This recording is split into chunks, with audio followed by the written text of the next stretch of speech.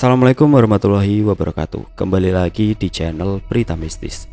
Untuk kisah kali ini masih melanjutkan dari kisah yang sebelumnya, yaitu sebuah kisah yang berjudul Bertarung dengan Raja Jin Penunggu Gedung. Sebuah kisah kiriman dari teman subscriber kita yang bernama Rendra Channel. Sebelum kita masuk ke ceritanya, tekan dulu tombol like video ini dan jangan lupa tekan juga tombol subscribe channel ini. Dan nyalakan juga lonceng notifikasinya agar tidak ketinggalan cerita-cerita baru dari channel ini. Buat teman-teman yang punya pengalaman horor dan pengen dibawain kisahnya di sini, nanti silahkan hubungi saja kontak admin yang nanti saya sertakan kontaknya di kolom deskripsi. Dan seperti apa untuk kelanjutan kisah ini? Langsung saja kita simak berikut ini.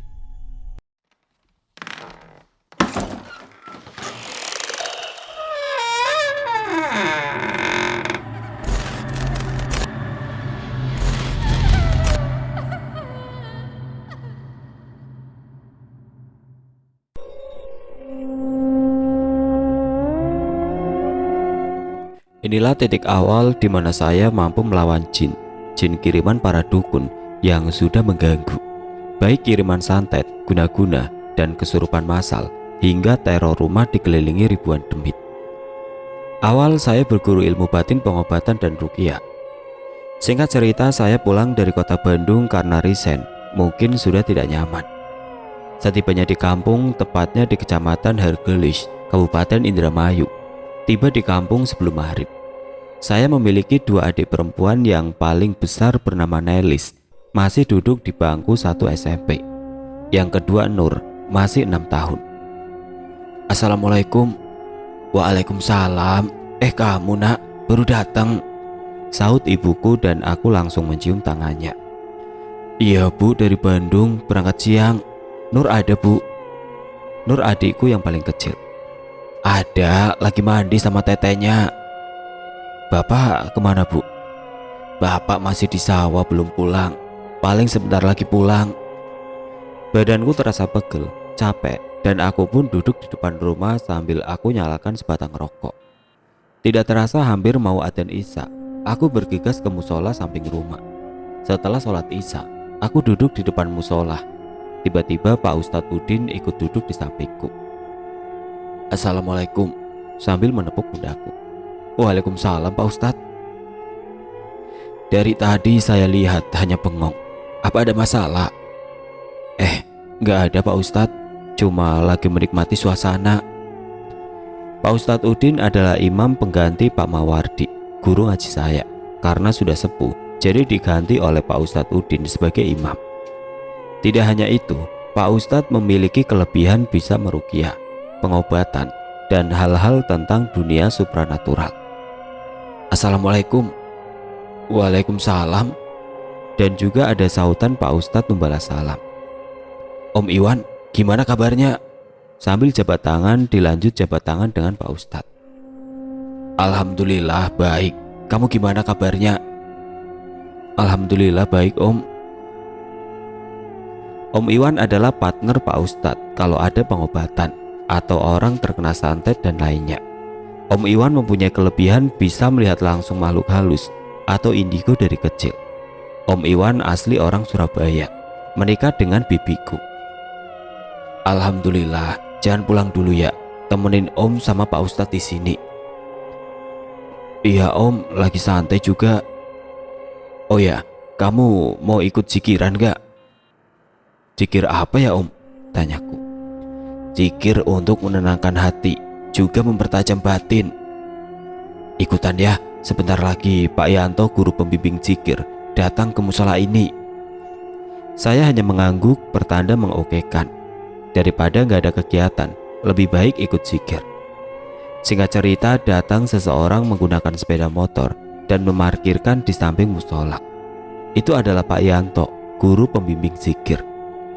Assalamualaikum. Serentak kami bertiga membalas ucapan salam dan berjabat tangan, dan terakhir kepada saya. Dia hanya tersenyum dan duduk. Pak Yanto masih melihat saya dengan senyum dan berkata, kamu mau ikut zikiran? Iya Pak, daripada nggak ada kegiatan lain, dan juga saya disuruh ikut sama Om Iwan. Pak Yanto masih tersenyum, dan hal aneh yang dia ucapkan Dia tahu kejadian saat sukmaku diambil buto waktu di Bandung. Aku hanya bisa melongo dan tidak percaya. Padahal saya tidak pernah bercerita baik kepada keluargaku di kampung. Gimana rasanya ke alam lain? Kamu pernah dibawa buto kan? Iya pak, kejadian itu sudah lama saat di Bandung. Tiba-tiba saya sudah dibawa sama makhluk besar itu. Ya itu dikarenakan saat badan kita kotor, energi yang melindungi tubuh kita akan hancur.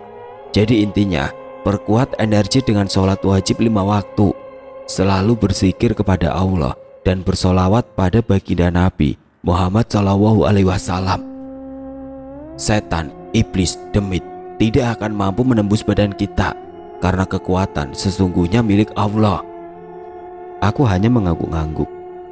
Payah kamu, Dra. Cuma sama demit kebun kamu bisa dibawa. Ledek Om Iwan dan diikuti Pak Ustadz dan Pak Yanto. Aku hanya garuk-garuk kepala sambil senyum. Ya udah, semuanya ambil air wudhu. Kita mulai. Sebentar lagi jam 9, zikir sampai jam 12. Ayo semuanya. Semua pada ikut Pak Yanto dari belakang untuk mengambil air wudhu dan masuk ke musola. Diawali sholat sunnah 2 rakaat dan dilanjutkan zikir dengan lampu musola dimatikan. Dengan Pak Yanto duduk di depan kami bertiga, duduk di belakang. Diawali bacaan basmalah, syahadat, sholawat, dilanjutkan zikir. Kata Pak Yanto, kita harus fokus dan memejamkan mata. 1 jam berlalu, kaki saya sudah terasa berat. Pundak pun berat, kaki dalam posisi sila sudah tidak bisa digerakkan. Aku masuk dimensi alam bawah sadar sampai aku lupa bacaan zikir. Aku masuk ke lingkaran hitam dan hening, tidak ada suara apapun. Aku seperti dalam posisi tiduran dan mengambang di ruangan gelap. Berada di dimensi alam bawah sadar dan brak. Aku ambruk, kepala membentur lantai musola dan Pak Yanto menyadarkan saya. Dan saya pun bangun seperti habis tidur. Kenapa kamu sampai lupa membaca zikir? Tadi saya masih baca zikir pak. Lama-kelamaan saya seperti masuk ke dalam gua yang entah tidak ada ujungnya. Dan badan ini seolah mengambang sampai aku lupa akan bacaan zikir. Itu adalah alam bawah sadar kita. Kita hanya diwajibkan membaca zikir, pasrah kepada Yang Maha Kuasa agar diberikan jalan yang lurus dan terang. Tadi gelap kan yang kamu rasakan? Aku hanya mengangguk. Itu menandakan harus selalu mendekatkan diri kepada Allah supaya bisa menerangi jalanmu yang gelap. Selesai zikir, kami pun mengobrol di depan teras musola sambil membuat kopi dan menyalakan rokok. Kami pun mengobrol. Kata Pak Yanto, kalau kita sudah bisa menguasai alam bawah sadar, inilah titik awal atau kunci seseorang dalam ilmu meraga sukma. Aku hanya diam dan mendengarkan setiap perkataan Pak Yanto. Dan tiba-tiba HP Pak Ustadz berdering dan mengangkatnya. Assalamualaikum Pak Ustadz. Waalaikumsalam. Maaf, ini dengan siapa ya? Saya Pak Ismail. Saya dapat nomor Pak Ustadz dari Pak Bambang, tetanggaku. Pak Bambang yang pernah Pak Ustadz tolong karena santet. Oh ya Pak Bambang, ada yang bisa saya bantu Pak? Tolong keluarga kami Pak. Anak saya Rani setiap habis maghrib dia selalu kesurupan dan mengamuk Pak. Sudah 3 hari. Dan Pak Bambang memberikan nomor ke saya untuk telepon ke Pak Ustadz. Insya Allah Pak, kami akan ke sana besok habis sholat isya. Siap Pak Ustadz, terima kasih banyak. Assalamualaikum. Dengan nada bergetar dan seakan-akan menangis. Waalaikumsalam. Setelah Pak Ustadz menutup telepon, dia memberitahu ke Pak Yanto bahwa besok sehabis isya dia akan pergi ke desa tetangga yang berjarak 10 km. Seperti sudah mengetahui apa yang terjadi, Pak Yanto memejamkan mata dan dia berkata, hati-hati, perempuan yang bernama Rani, anak dari Pak Ismail itu, dikirim 3 demit sekaligus oleh orang yang ditolak cintanya karena Rani itu sudah mempunyai suami. Demit yang dikirim dukun dari Jawa Tengah itu sesosok wewe gombel dan 2 makhluk leak Bali. Hati-hati dengan leak. Kami pun hanya terdiam mendengarkan Pak Yanto berbicara. Iya Pak, doakan kami besok berangkat bertiga ke sana. Saya, Mas Iwan, dan Hendra.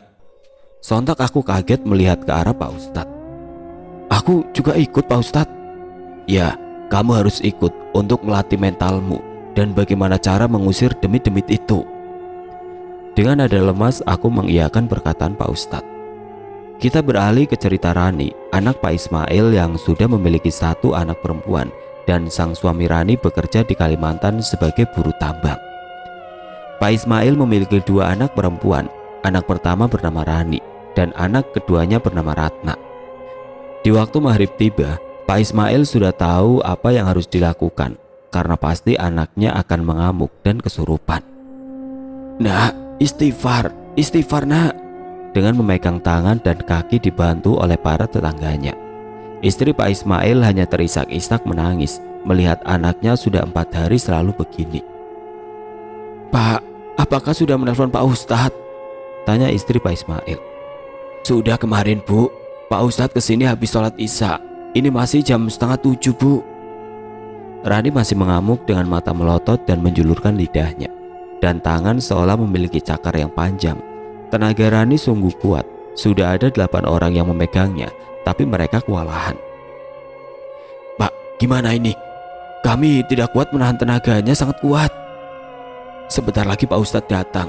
Saya mohon pada bapak-bapak, bantu saya menahan anak saya. Cekikikan ketawa melengking dari Rani membuat orang yang memegang Rani berdiri bulu kuduknya.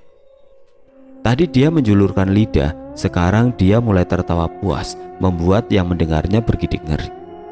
Singkat cerita, saya, Om Iwan dan Pak Ustadz selesai menunaikan sholat isya dan bersiap ke rumah Pak Ismail. Dengan 2 motor kami berangkat bertiga, sementara Pak Yanto hanya mengawasi di rumahnya. Berangkatlah kami bertiga. Sebelum kita berangkat, kita disuruh Pak Yanto membaca surat Anas, Kulhu, ayat kursi, dan juga doa perlindungan. Berangkatlah kami bertiga. Seolah makhluk yang mengganggu Rani sudah tahu akan kedatangan Pak Ustadz. Rani berbicara ke kanan dan kiri, entah ke siapa, suruh mencegat Ustadz di tengah jalan. Mungkin sosok merasuki Rani memerintahkan kepada kedua anak buahnya supaya mencegat Pak Ustadz di jalan. Karena jalan yang kami lewati jalanan sepi, tidak ada lampu, melewati jalan samping kiri kanan area persawahan.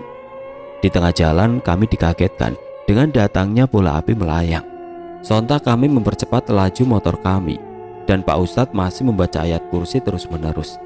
Ketika bola api itu akan menghantam kami, ada bisikan kakek saya jin muslim harimau putih. Jang, baca ayat kursi, biar kakek yang melawannya. Dia membisikkan di telinga. Iya kek, dengan suara batin. Dukun itu tahu bahwa Rani akan diobati Pak Ustadz, jadi dikirim Banaspati. Ini urusan kakek, kamu jangan takut, terus berdoa kepada Allah Jang. Us. Tiba-tiba bola api yang akan menyambar kami terhempas oleh angin kencang, mental dan menghilang di kegelapan area persawahan. Alhamdulillah ya Rob, terima kasih atas perlindunganmu. Dan kakek kembali membisikkan. Alhamdulillah Jang, atas pertolongan Allah, makhluk itu kakek tendang dan lempar kembali ke pemiliknya. Pak Ustadz dan Om Iwan hanya melongo melihat bola api itu mental. Tadi ada harimau putih dari belakang Hendra melompat ke arah bola api itu dan mengembalikan ke arah timur. Ya, saya merasakan energi besar dan auman harimau. Apa itu milik Hendra? Pak Ustadz berboncengan dengan Om Iwan, sementara saya sendiri pakai motor di belakang. Iya, dia jin leluhur pendamping kakek buyutnya. Tadi dia juga mengucapkan salam kepada aku. Alhamdulillah, ini semua atas pertolongan Allah Subhanahu wa Ta'ala. Iya Pak Ustadz, amin. Selesai melewati persawahan, kami melintas melewati deretan pohon bambu. Kakek kembali membisikkan kepadaku. Jang, hati-hati. Di depan deretan pohon bambu ada 10 sosok genderuwo sudah berjajar menghalangi. Astagfirullah. Kita seolah disuruh kembali pulang ya kek? Iya Jang. Sebelum masuki area deretan pohon bambu, Om Iwan sudah melihat deretan genderuwo menutupi jalan. Astagfirullah Tat, di depan ada genderuwo menutupi semua jalan. Mereka banyak, sekitar 10. Ya, tidak apa-apa, terus jalan aja. Kalau perlu tabrak saja, karena saya sudah membuat pagar gaib di motor saya dan motor Hendra. Saya berbicara ke kakek lewat batin. Kek, kita sudah mau masuk area pohon bambu. Apa tidak apa-apa? Terus genderuwo itu gimana? Tenang saja. Kamu berdoa saja, karena Pak Ustadz sudah membuat pagar gaib. Itu hanya demi kebon, ucap kakek. Om Iwan yang terus melotot ke depan, dia melihat genderuwo dengan bulu-bulu tebalnya. Mata merah menyala, taring panjang, serentak langsung menyerang motor Om Iwan. Genderuwo sialan, aku tabrak kalian. Dan tiba-tiba motor pun mati di area pohon bambu. Aneh, bukan hanya motor Om Iwan, tapi motorku juga. Sialan, ucapku. Satu genderuwo melompat ke arah Om Iwan, seolah-olah Om Iwan sudah mempersiapkan sesuatu untuk memukulnya mundur. Dia terpental jatuh dan menghantam bambu. Aku hanya melihat pohon bambu bergoyang seolah ada hantaman keras. Sementara Pak Ustadz masih memejamkan matanya membaca ayat Al-Quran. Dan tiba-tiba aku melihat Pak Ustadz seperti menggenggam sesuatu. Keadaan kami sudah berdiri, Pak Ustadz dan Om Iwan di depan dan saya di belakang. Aneh, aku pejamkan mataku supaya melihat apa yang sedang terjadi. Bismillah, dan saya memejamkan mata. Alangkah kagetnya, 9 genderuwo di depan kami. 1 genderuwo ada di pohon bambu yang dihantam oleh Om Iwan. Astagfirullah ya Allah, demit apa ini? Seperti King Kong berbulu lebat dan besar. Tiba-tiba kakek menepuk pundakku. Sudah, buka matamu, jangan terus melihatnya. Itu akan menguras energimu. Fokus saja baca ayat kursi. Iya kek, sautku. Aku pun membuka mata. Tiba-tiba Pak Ustadz melemparkan sesuatu ke depan yang aku lihat seperti garam. Bismillah, Allahu Akbar. Pak Ustadz melemparkan garam yang sudah dibaca ayat kursi dan melemparkannya ke depan. Biar. Angin mulai kencang dan aku mencium bau seperti rambut terbakar. Alhamdulillah, terima kasih ya Rob atas pertolonganmu. Alhamdulillah Pak Ustadz, mereka semua terbakar dan melarikan diri ke rimbunan pohon bambu. Dra, kamu gak apa-apa? Alhamdulillah gak apa-apa Pak Ustadz. Kamu lihat kan sosok genderuwo itu seperti apa? Aku hanya menganggukkan kepala. Ayo kita jalan lagi, sudah pukul 7:30. Jangan sampai kemalaman tiba di rumah Pak Ismail. Bahaya, karena di sana ada 2 sosok leak sudah berjaga di depan rumah Pak Ismail. Kami pun melanjutkan perjalanan. 10 menit berselang kami pun memasuki desa Pak Ismail tinggal. Dan dari kejauhan di rumah Pak Ismail sudah ramai oleh warga. Hati-hati Tat, itu sosok leak ada 2, sudah mulai ancang-ancang. Ya, dia bukan makhluk sembarangan. Leak itu sangat kuat, beda kayak demit kebon. Iya Tat, energinya kuat sekali, besarnya melebihi pintu rumah Pak Ismail. Saya dan Pak Ustadz turun dari motor. Pak Ustadz mengucapkan salam kepada warga sebelum masuk ke rumah Pak Ismail. Assalamualaikum, dan dijawab oleh para warga. Tapi Pak Ustadz dan Om Iwan diam, tidak melangkah dan menghimbau warga menjauhi pintu masuk ke rumah Pak Ismail. Bapak-bapak yang berada dekat pintu Pak Ismail untuk menjauh dari tempat itu. Serentak warga yang dekat pintu menjauh. Tertawa leak yang sangat menggelegar didengar Pak Ustadz dan Om Iwan. Dan saya kembali memejamkan mata. Hanya itu yang aku lakukan agar bisa lihat siapa di depan Pak Ustadz dan Om Iwan. Alangkah kagetnya melihat di batin saya leak dengan ukuran besar, lidah yang menjulur panjang sampai dada, mata melotot seakan mau keluar, dan yang lebih mengerikan, taring serta kukunya sangat panjang. Dan kembali kakekku membisikkannya, jangan sampai kukunya menyentuh sukma atau ragamu, karena makhluk ini termasuk bisa melukai raga dan sukma. Kamu harus waspada. Iya kek, jawabku. Kembali 2 leak itu tertawa. Kalian pergi dari sini atau aku akan mencabik-cabik kalian. Om Iwan yang aku kenal kalau ditantang makhluk halus dia emosi. Dia menunjuk leak itu dan berkata, dasar demit sialan, minggir atau aku patahkan gigimu. Istighfar, tahan emosimu, jangan sampai kepancing oleh makhluk itu. Dia memancing amarahmu agar bisa mengendalikan suasana. Astagfirullah. Aku hanya melongo dan masih memejamkan mata, melihat dengan batinku apa yang harus aku lakukan di situasi seperti ini. Dengan nafas yang turun naik dan sesaknya dada seperti energiku terkuras oleh para leak itu. Wush, satu leak itu terbang dengan cepat, dengan terbang memutar. Aku sampai tidak bisa melihatnya. Hal yang tidak diinginkan pun terjadi. Dia tahu siapa pertama yang harus dilawan. Satu leak terbang, tiba-tiba aku merasakan sesuatu di belakangku. Kukunya leak sudah di belakangku. Sontak Pak Ustadz dan Om Iwan melihat ke arahku. Awas Dra, di belakangmu, dia menggoreskan cakar tepat di belakangmu. Aku tersungkur jatuh. Sialan kau iblis. Sudah mencelakai cucuku, akan aku robek-robek isi perutmu. Kecepatan leak itu melebihi kecepatan kakek, hingga hal yang tidak diinginkan terjadi. Mampus kau bocah ingusan, teriak tertawa kemenangan. Kemari, lawan saya macan tua. Kecepatanmu sudah berkurang karena usiamu.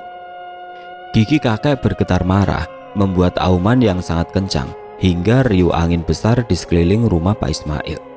Warga pun berhamburan masuk ke rumah Pak Ismail dan lari akibat angin besar yang hanya di sekitaran rumah Pak Ismail. Kalau kakek sudah marah, aumannya membuang putaran angin yang sangat kencang. Biar leak satu itu berurusan dengan harimau putih. Kita fokus satu leak ini, karena dia yang di depan kita jauh lebih kuat. Iya Pak Ustadz, leak di depan kita itu sepertinya ketua atau rajanya. Ayo baca pagar gaib. Kita harus melapisi dengan lapis pagar gaib. Iya Pak Ustadz. Pak Ustadz mulai membaca sesuatu surat dan Om Iwan. Leak di depan Pak Ustadz tertawa kegirangan karena saya sudah dilumpuhkan. Kalian melawan anak buahku saja sudah kewalahan. Lihat, bocah ingusan yang ada di belakang kalian sudah terkapar. Kembali ke pertarungan harimau putih melawan satu leak yang menghantamku dengan cakarnya. Kemarahan kakek membuat tubuhnya semakin besar, sangat besar. Leak itu memutari harimau putih dengan sangat cepat dan mendaratkan pukulan ke arah kakekku. Brak!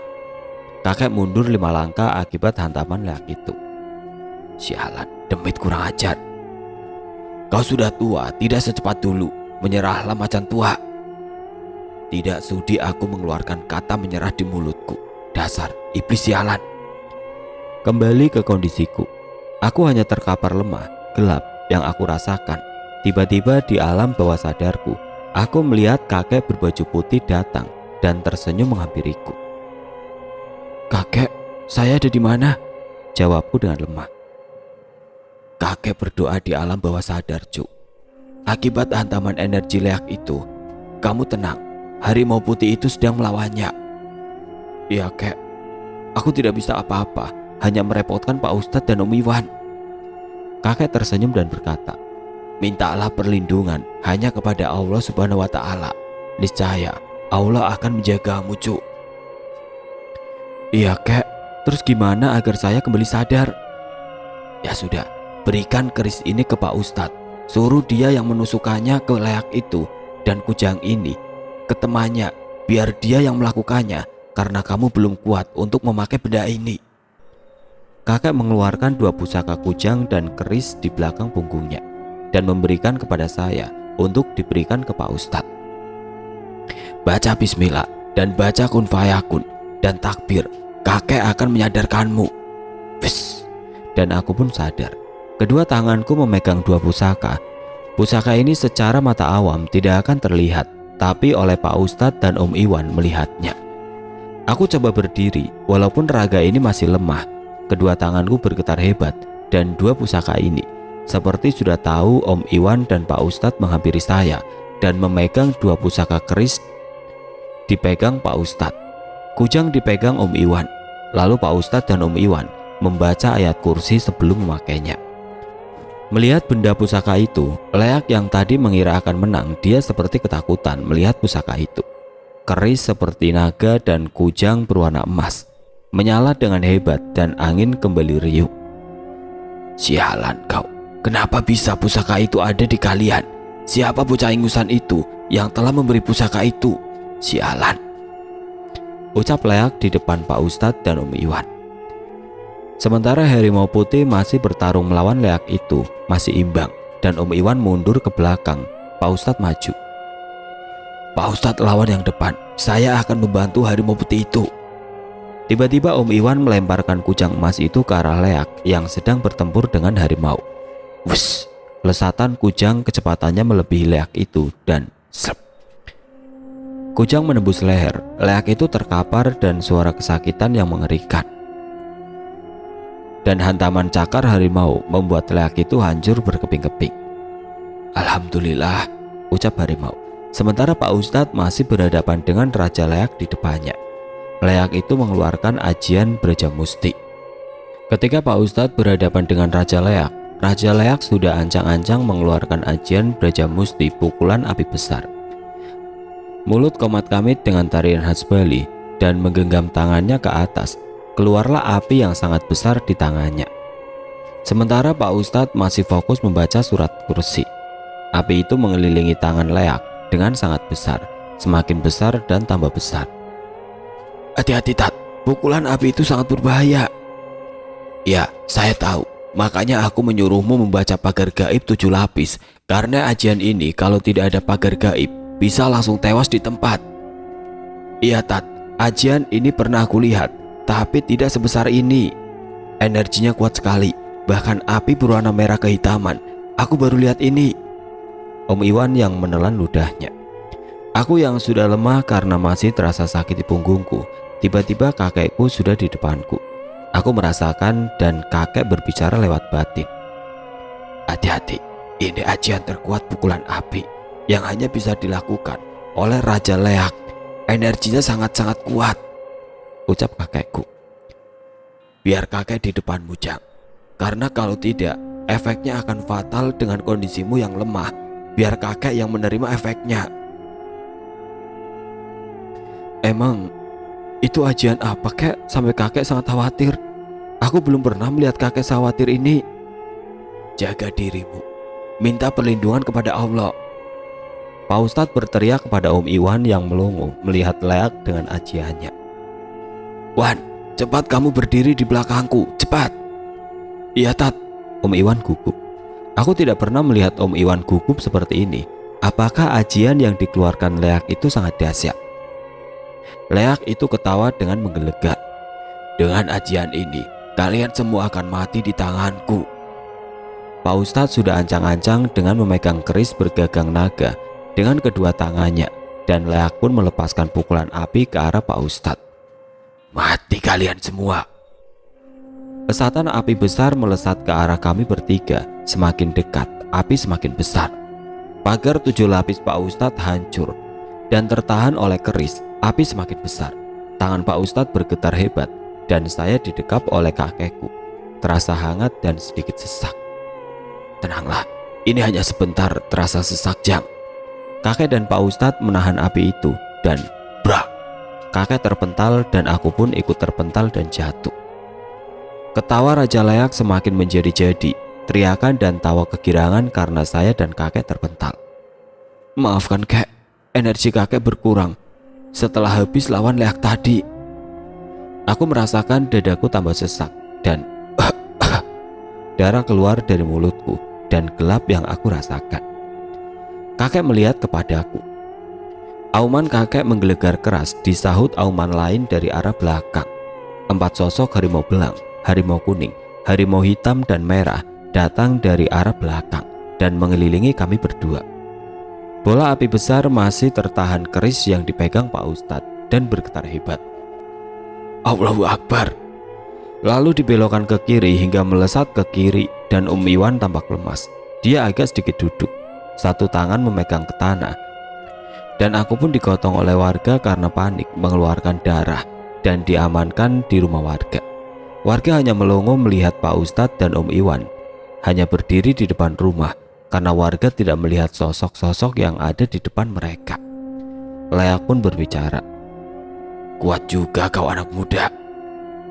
Kau menggunakan pusaka, aku pun akan mengeluarkannya. Teriakan Leak menggelegar. Diambilnya pecut dengan memasukkan jari tangannya ke mulut. Keluarlah pecut dengan nyala api yang berkobar-kobar.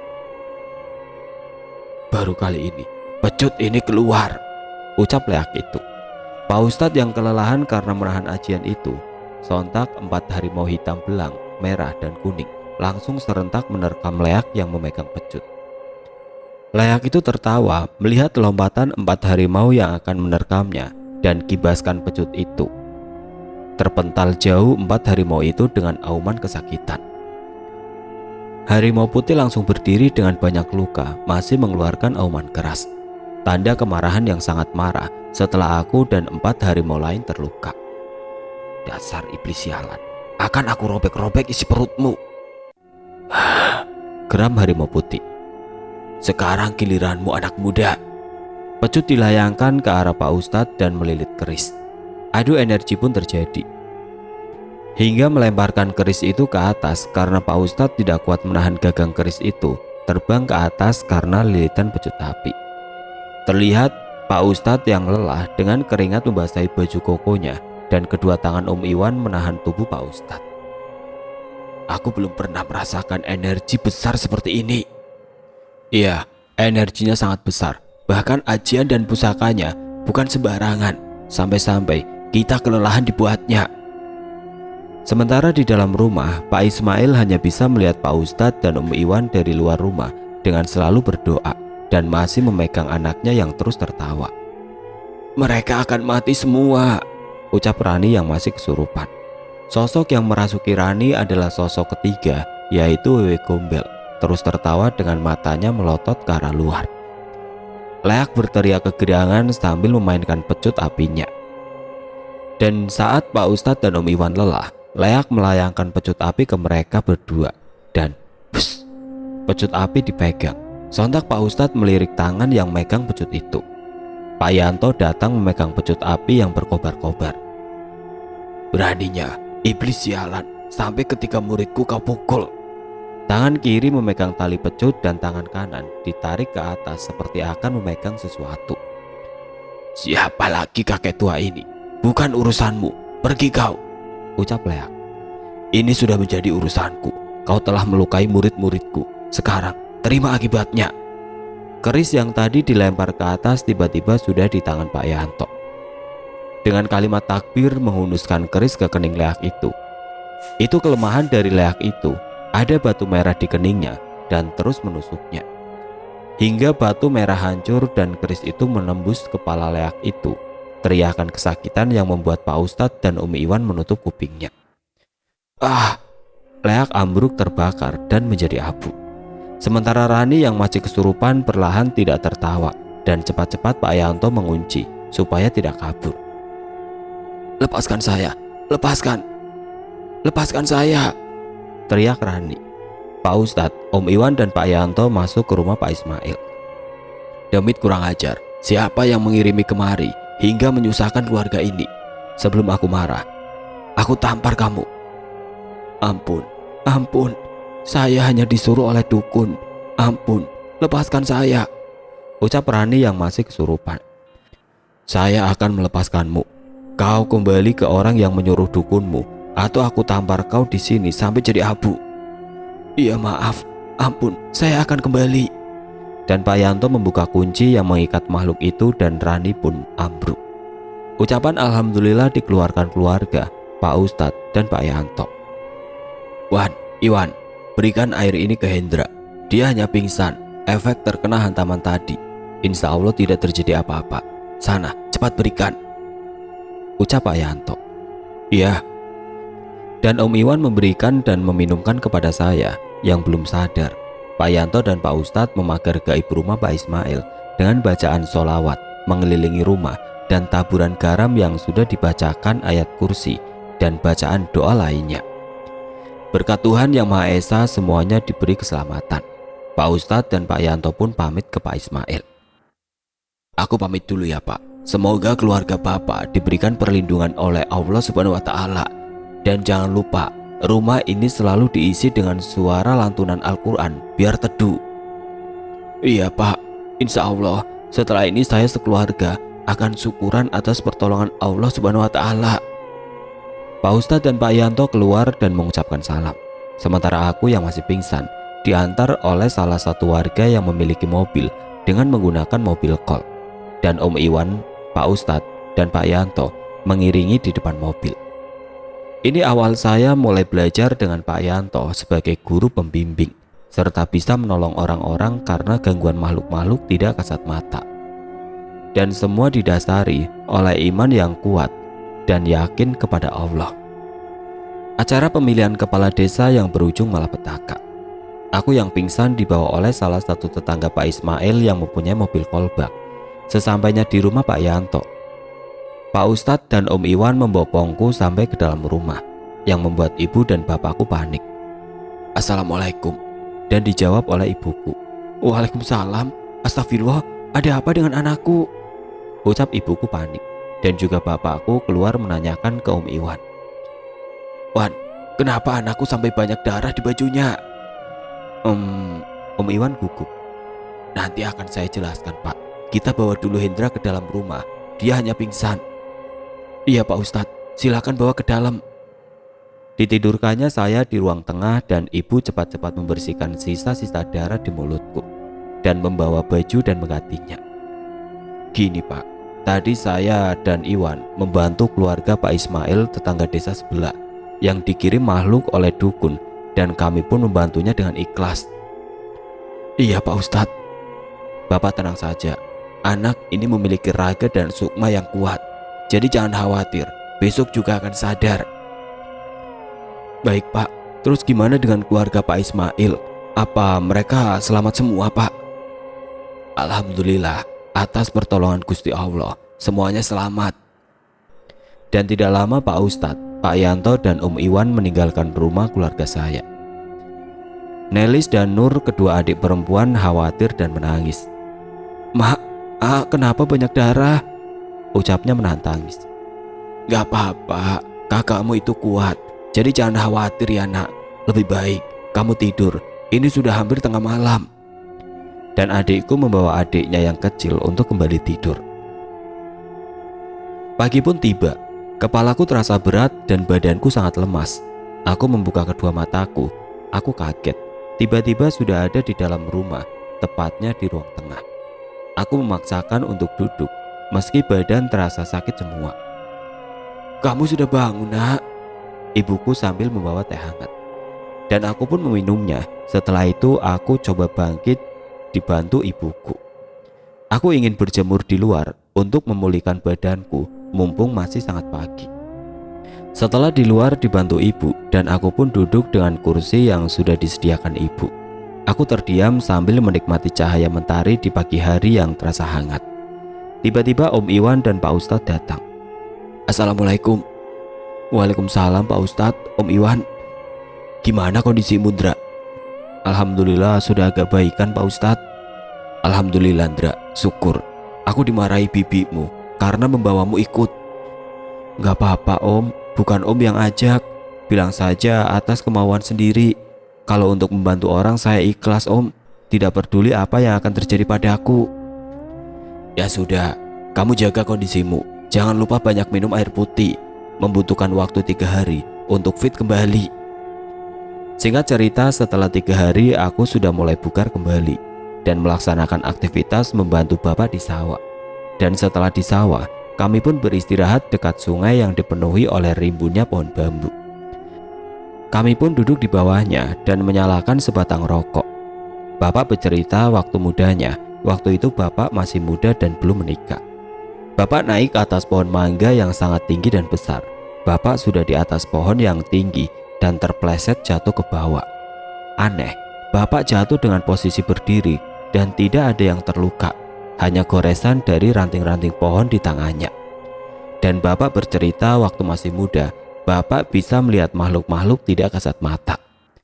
Sekarang sudah mulai tua dan agak pandangannya agak sedikit kurang jelas. Bapak menutup mata batinnya oleh saudara bapak, yaitu Uwa Ajo yang dari Karawang. Keluarga bapak semuanya dari Karawang, tepatnya di Rengas Dengklok. Selesai bercerita, aku hanya diam melongo mendengarkan cerita bapak. "Keluarga kita yang dari Karawang semuanya orang bisa dan disegani di Karawang karena leluhur kita melawan penjajahan Belanda tepat di Rengas Dengklok, diketuai oleh kakek bapak, melawan penjajah Belanda yang menguasai di Rengas Dengklok. Aku hanya melongo. Selesai istirahat, kami pun kembali ke sawah dan pulang sebelum maghrib. Sudah di rumah. Malam ini adalah malam Jumat. Di desaku di musola samping rumah, kalau malam Jumat diadakan manakib Syekh Abdul Qadir Jailani yang dibacakan oleh Pak Ustadz Udin sehabis sholat Isya. Setelah melaksanakan sholat Isya, saya pun duduk. Setelah Pak Ustadz membacakan kitab manakib Tuan Syekh Abdul Qadir Al-Jailani, sholawat yang terus dikumandangkan di dalam musola kepada baginda Nabi Shallallahu Alaihi Wasallam. Singkat cerita, kegiatan manakib pun selesai dan kami berbincang di luar teras musola sambil ngopi dan menyalakan rokok. Ada Pak Ustadz, Om Iwan, Pak Yanto, dan warga yang lainnya juga Pak RT berkumpul. Seminggu lagi kita akan ada pelaksanaan pemilihan kepala desa, ucap Pak RT sambil meminum segelas kopi. Iya Pak RT, semoga acara pemilihan kepala desa berjalan dengan lancar dan aman. Amin Pak, doakan semoga berjalan dengan lancar dan siapapun yang jadi kepala desa semoga bisa memegang amanah dari warga desa. Oh ya Pak RT, memang calon yang akan jadi kepala desa ada berapa orang?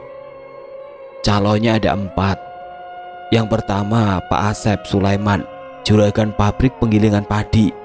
Yang kedua Pak Samsul, pengusaha. Yang ketiga Pak Dadan, juragan sawah. Dan yang terakhir Pak Dani, juragan ikan.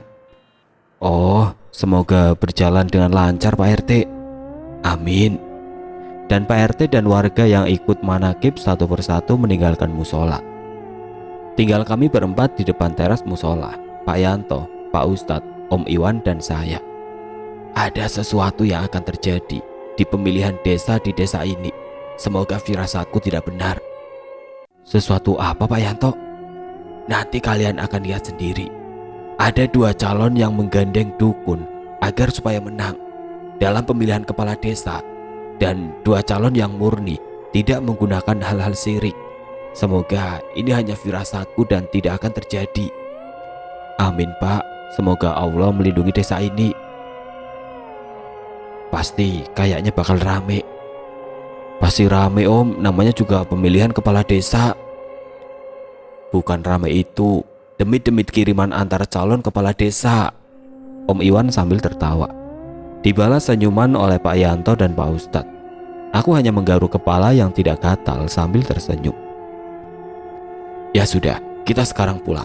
Nanti lihat 2 hari sebelum pemilihan kepala desa di malam hari, tepatnya di bulan purnama, akan ada sesuatu dari langit dari kedua calon itu yang memakai dukun. Akan ada perang besar antara demit calon yang di barat dan yang di timur. Oke teman-teman, sampai di sini dulu ceritanya. Nantikan kelanjutan kisah ini di video berikutnya. Agar tidak ketinggalan, klik tombol subscribe channel ini dan nyalakan lonceng notifikasinya. Wassalamualaikum warahmatullahi wabarakatuh.